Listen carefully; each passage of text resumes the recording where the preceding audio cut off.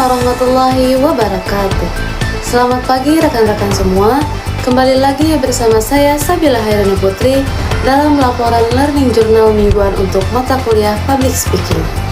Senang sekali rasanya bisa kembali menyapa Anda semua dalam suasana perkuliahan yang produktif setelah kita melewati masa ujian. Sama seperti minggu-minggu sebelumnya, yang mana perkuliahan dilakukan secara offline atau tatap muka.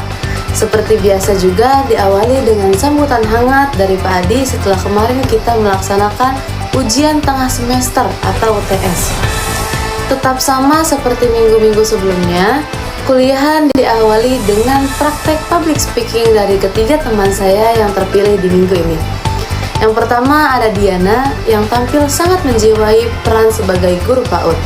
Yang kedua ada Cece Purnama yang menjelaskan dengan antusias terkait dunia sepak bola. Dan juga yang ketiga ada Lia yang membawakan sharing sangat edukatif mengenai bagian tubuh pribadi dan bagian tubuh umum yang harus diketahui oleh anak SD. Tidak seperti biasanya, karena materi dari setiap kelompok sudah selesai dipaparkan. Setelah praktek selesai, agenda dilanjutkan dengan sesi evaluasi dari hasil UTS kemarin. Sesi ini sangat penting bagi kami untuk mengetahui sejauh mana pemahaman kami terhadap materi yang sudah lewat.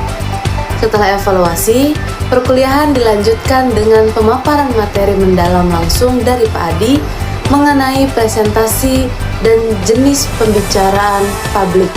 Dalam pemaparannya, Pak Adi menekankan kutipan menarik dari Rolf Townsend yang menyatakan bahwa kemajuan karir kita di masa depan sangat ditentukan oleh kemampuan komunikasi dan presentasi, bukan hanya sekedar keahlian yang kita miliki.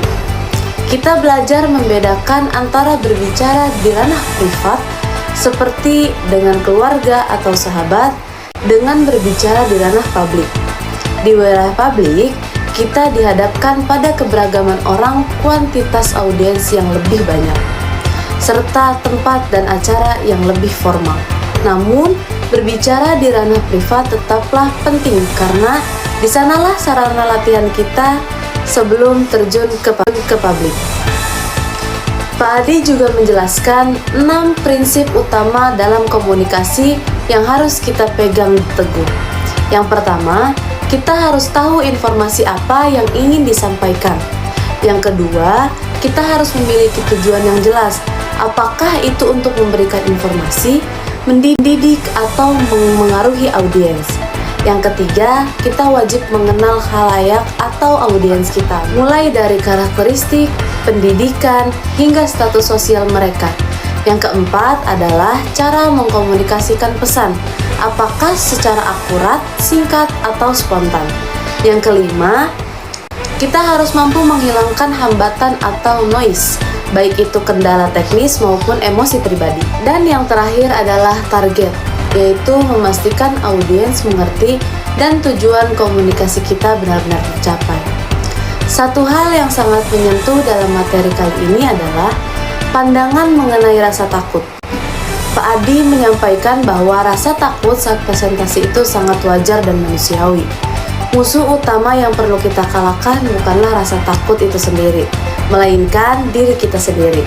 Kita diingatkan bahwa presentasi yang baik adalah presentasi yang mampu menghormati audiens dan memberikan tambahan pengetahuan yang bermanfaat bagi mereka. Dari pembelajaran hari ini, saya belajar bahwa keberhasilan sebuah presentasi bukan hanya soal materi yang bagus, tapi bagaimana cara kita menyampaikan dengan hati dan persiapan yang matang. Evaluasi UTS dan materi hari ini benar-benar memotivasi saya untuk terus mengasah kemampuan berbicara saya agar bisa menjadi komunikator yang handal di masa depan.